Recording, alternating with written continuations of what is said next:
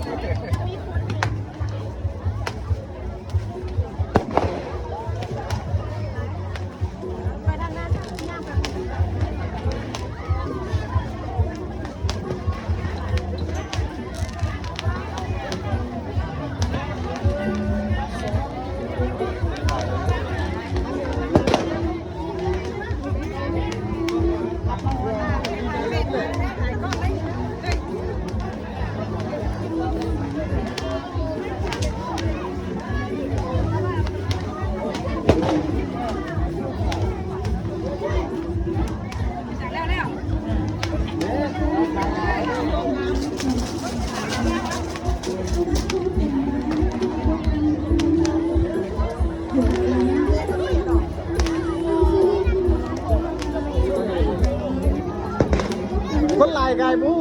เน็ตก็บ่ได้ทั่วกันก็บ่ได้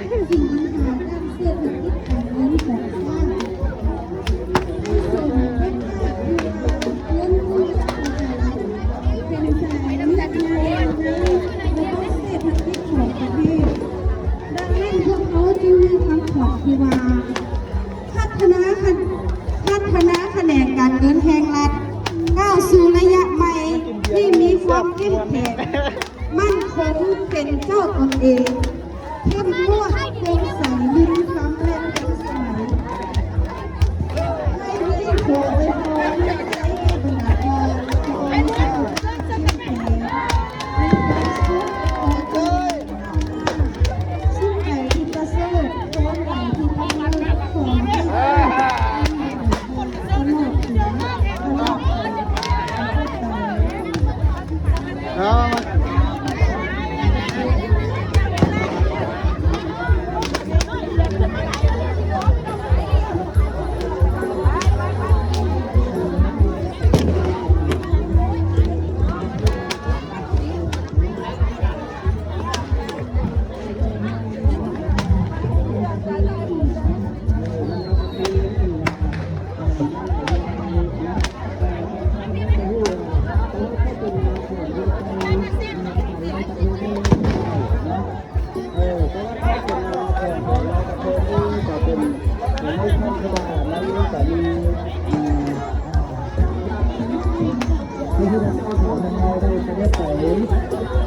ที่มีความแนะนำนำมาทานาที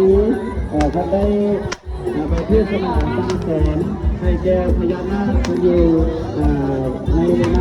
ำมาทานาทีนั้นเราประกวดได้รับโยธำนารักสินธรรมเป็นบ้านเรื่องสมัยนั้นเราได้การที่เป็นกษัตริย์เราจะได้ทั้งหลายที่จะได้ยักไปหาแม่ให้พระเจ้าคือเพื่อตีเพื่อกันนะประดับเอยองแล้วจุ๊บน้ำมันใส่จนรู้นะว่าในน้ำซานดูดเทียนแล้วร้องลงไปตามน้ำไปหามหาสมุทรจะพบแม่อยู่ที่นั่น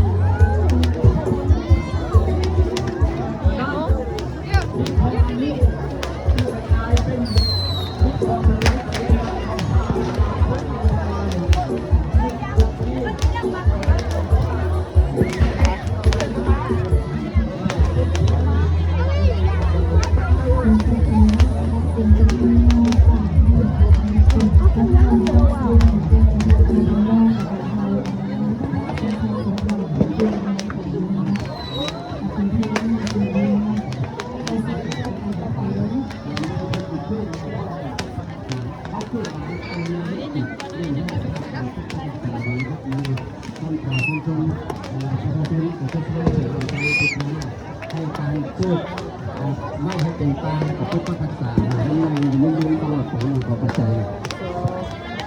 โอ้ไป อันนั้นนะออกมาจากตำราเนาะโอ้สมเสยหลายๆจะที่บทถามนะว่าที่เดี๋ยวเดี๋ยวที่เดี๋ยวตอนนี้เชิญท่านหัวหน้าแผนกมอบของรางวัลเลยจ้ะอะไรเอาคำตอบนี่ที่ว่าอ่านยังบ่แจ้งเขาไหลปานใส่น้ำโกเนี่ยเดือนเป็นเก่าเนาะโอเค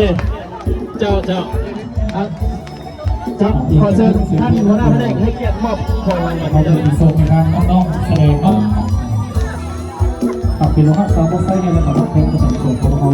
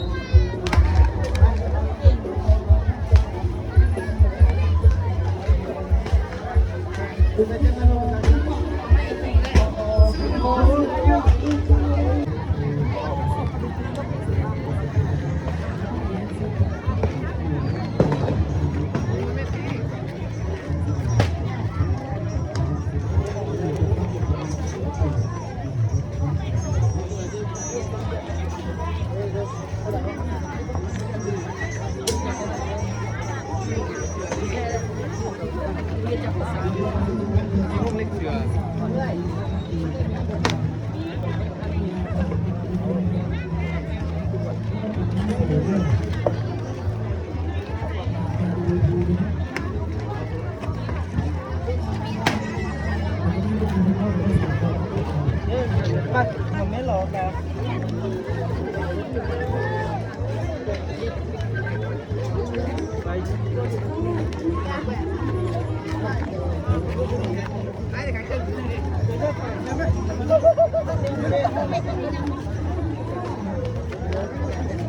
กับผ้านั่นเปียก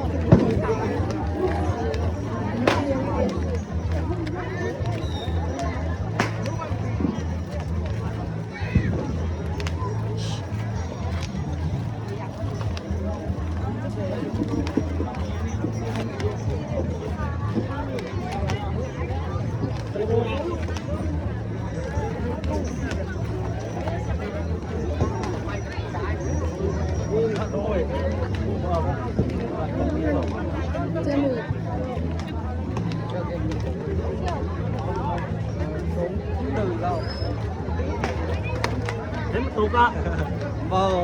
Mà hỏi luôn cấp đốc mỗi sáng sự nè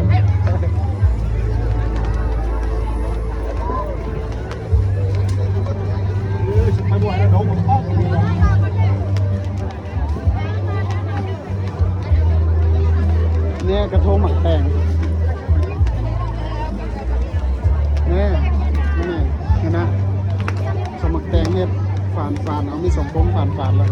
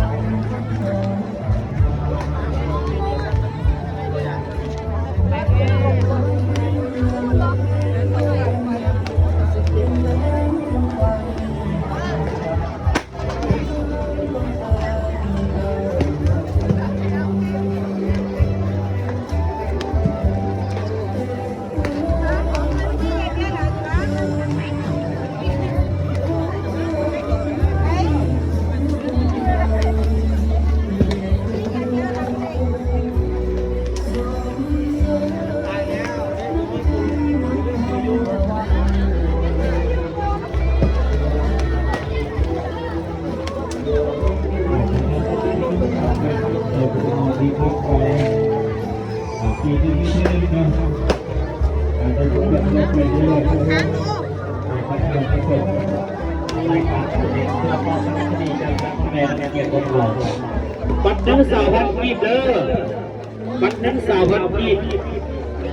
รางวัลที่1รถจักรไฟฟ้า50 คัน3,000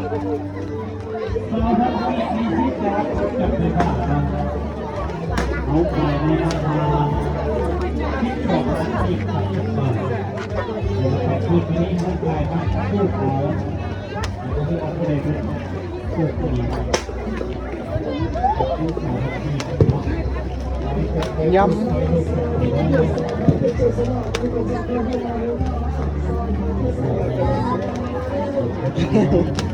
เขายังถามว่าลูกก็ยังพากันพับกระโดงอยู่มีคนท่าเอา